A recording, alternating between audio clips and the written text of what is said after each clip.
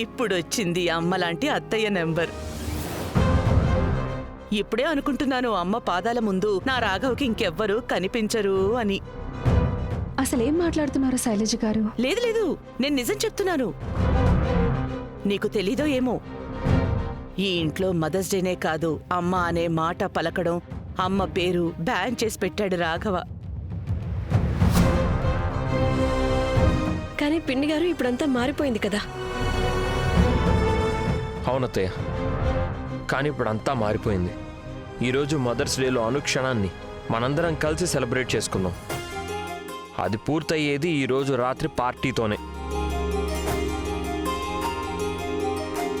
పోనీలే, మంచిదే. ఈ వంకతో మనమందరం కూడా కొంచెం సెలబ్రేట్ చేసుకోవచ్చు. రాయ్, దీనికోసం ముందు మనం షాపింగ్కి వెళ్ళాలి. పద. నేను సంతోషంగా ఉంటే నువ్వు ఎక్కువసేపు చూడలేవు కదా. Shopping shopping shopping. వీరేంద్ర గారు, మనకు కూడా ఒక బిడ్డ ఉంటే బాగుండేది. అప్పుడు ఈ మదర్స్ డే నాకు కూడా చాలా స్పెషల్ అయి ఉండేది. ఐడియా చాలా బాగుంది నాన్న. ఉన్నతి కూడా తల్లి కాబోతుంది. మన ఉన్నతి కుటుంబంలో వాళ్ళని కూడా పిలిస్తే బాగుంటుంది. ఇక్కడే సెలబ్రేట్ చేసుకుందాం. నేను వాళ్ళకి చెప్పేస్తాను. ఈ రోజు నాకు ఎలా అనిపిస్తుందో తెలుసా? ఇది మదర్స్ డే కాదు, నా బర్త్డేలా ఉంది. అవునమ్మా, అంతే అనుకో. మరి ముందు నాకు ఒకటి చెప్పు, నీకేం గిఫ్ట్ కావాలి? నువ్వేం కావాలంటే నేను తీసుకొస్తాను. రాఘవ్, ఒక తల్లికి ఏం కావాలో నువ్వు అంతకంటే చాలా ఎక్కువ చేసావు. నాకు ఇంకేం అక్కర్లేదు. లేదమ్మా, అలా కుదరదు. నువ్వు గిఫ్ట్ అడిగి తీరాల్సిందే.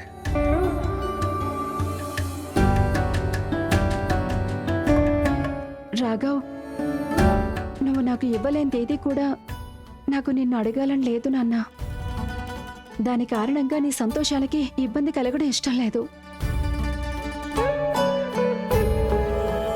బిగ్గో సిస్టర్లా, ఈ నర్మద గారు చాలా పెద్ద దొంగలా ఉంది. అంటే పెద్ద కోరికలే కోరేలా ఉంది. దివ్య, ఒక్కసారైనా కాస్త ఆలోచించి మాట్లాడొచ్చు కదా. నోరు మూసుకో.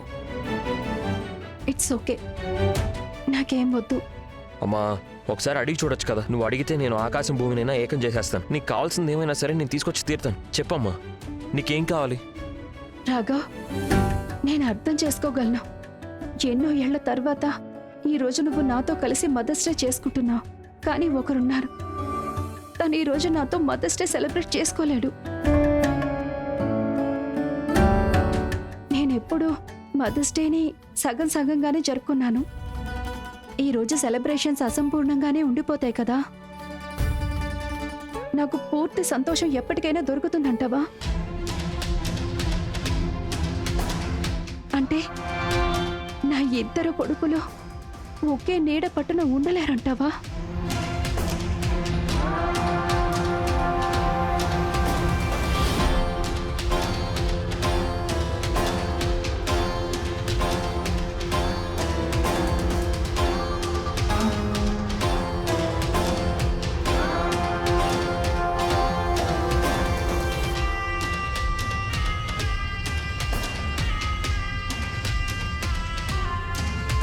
అరే, ఇది చాలా చక్కటి ఆలోచన.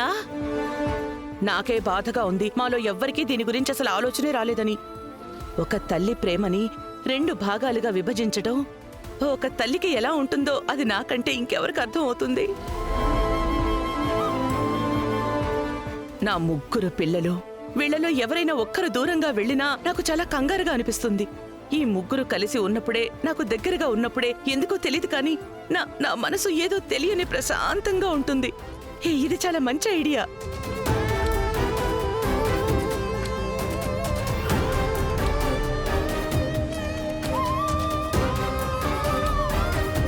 రాఘవ్, నేనేమైనా అర్థం లేని గిఫ్ట్ అడిగానా?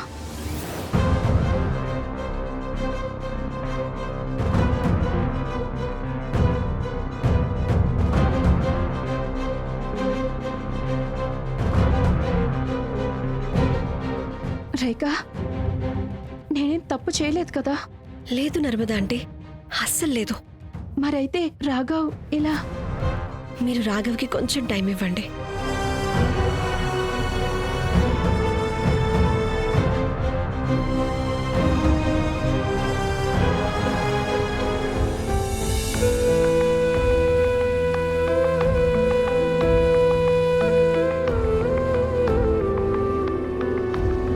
ఇప్పుడు మీరేం చేస్తారు రాఘవ్? మీ మనసు చెప్పింది వింటారా లేక మీ తల్లి మనసా?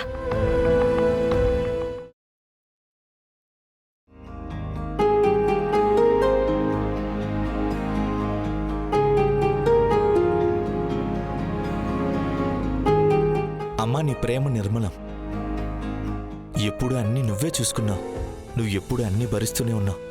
అయినా ఎప్పుడు ఎలా నవ్వుతుండేదానివో తెలీదు. నువ్వు పస్తులుండి మాకు అన్నం పెట్టేదానివి. అందుకే కదా భగవంతుడి కంటే ముందు నీ పేరే వచ్చింది. అవును మమ్మీ, నువ్వే మా సంతోషం, మా ప్రపంచం, మా సర్వస్వం. నువ్వు లేకపోతే ఈ లోకం శూన్యం. Happy mother's day mummy.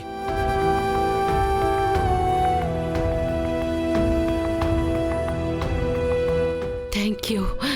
కానీ ఇంత చక్కటి కవిత నువ్వెలా వ్రాసావు? చాలా బాగుంది కదా? ఆ, నేను రాయలేదు, అక్క రాసింది. ఒక పని చేయి, నువ్వే స్వయంగా థ్యాంక్ యూ చెప్పు. అక్క.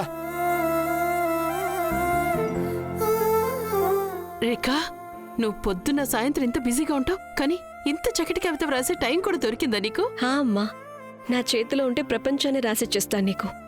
టైం దేవుంది చెప్పు. Happy mother's day. Happy mother's day. Thank you అమ్మా. కానీ ఇదొక్కటే సరిపోదు. నాకు నిన్ను కలవాలనుంది, పైగా నిన్ను గట్టిగా పట్టేసుకోవాలనుంది. అయితే మీరందరూ సాయంత్రం ఇక్కడికి వచ్చేయండి. రాఘవ్ నర్మదా ఆంటీ కోసమని మదర్స్ డే పార్టీ ఇస్తున్నారు అండ్ మీ అందరిని ఇన్వైట్ చేయమని చెప్పారు. అరే అవునా? రేఖ, ఇది రాఘవ్కి మొదటి మదర్స్ డే ఏమో కదా నర్మదా గారితో? మేమందరం తప్పకుండా వస్తాం. ఖచ్చితంగా. అలాగే అమ్మా, ఉన్నతికి కూడా చెప్పండి. తను ఇక్కడికి రావటం అందరికంటే చాలా ముఖ్యం. అలాగే అమ్మా, తనకు కూడా చెప్తాంలే. సరే అయితే సాయంత్రం కలుద్దాం. ఓకే అక్క. బాయ్. బాయ్. బాయ్. నేనంతా వినేశాను. ఈరోజు పార్టీలో సేమ్ కలర్ కోఆర్డినేటెడ్ బట్టలు వేసుకుందాం. అంటే కానీ ఉన్నతి దానికి ఇప్పుడు ఇంత ఖర్చు. నేను ఎవరి కోసం సంపాదిస్తున్నాను? మీ అందరి కోసమే కదా. నువ్వేం టెన్షన్ పడకమ్మా. అయినా అంత మమ్మీ.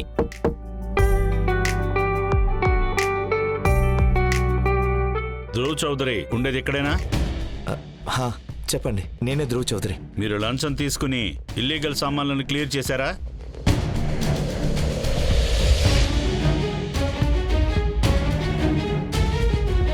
వీరేంద్ర, నువ్వు చెప్పనే లేదు. నీకెలా అనిపించింది నేను వేసిన పాచికలు? నీకు తెలుసా, నేనే నర్మదని ఒప్పించాను. నేనే చెప్పాను రోహిత్ని ఈ ఇంట్లో ఉండడానికి తీసుకురమ్మని. బావుంది కదా నా పన్నాగం? ఒక్కసారి ఆ రోహిత్ ఇక్కడికి వచ్చేస్తే అప్పుడు ఇంకా మెట్. జీవితం అంతా నీ కారణంగా నన్ను నేను రాఘవ్ కంటే తక్కువగా ఫీల్ అయ్యానమ్మా. నేను ఎంత చేసినా సరే ఎప్పుడు మంచి పిల్లాడు ఎవరంటావు? రాఘవ్. ఈ రోజు కూడా ప్రతీక్తో కలిసి నేను నీకు చక్కటి ఉంగరం ఇచ్చాను, కానీ నీకేం నచ్చింది? రాఘవ్ ఎంత చక్కగా వాళ్ళకి పూజ చేశాడు. అద్భుతం. ఆహా. ఇలా బుద్ధి లేని దద్దమ్మల ఏడవటం ఆపై. అమ్మా, అయినా రాఘవ్కి నీకు మధ్య వ్యత్యాసం నేను కాదు చూపించేది, నువ్వు చూపిస్తున్నావు. నువ్వే బలహీనుడివి. నేను నా జీవితం అంతా ప్రతిరోజు ప్రతి క్షణం ఇదే వ్యత్యాసాన్ని చూపించడానికి ప్రయత్నం చేస్తున్నాను. అందుకే కదా నేను ఇన్ని కుట్రలు చేయాల్సి వస్తోంది, ఇన్ని పన్నాగాలు పన్నాల్సి వస్తోంది. నేనేం చేస్తున్నానో అవన్నీ నీకోసమే కదా చేస్తున్నాను కదా, బుద్ధి లేనివ్వడా.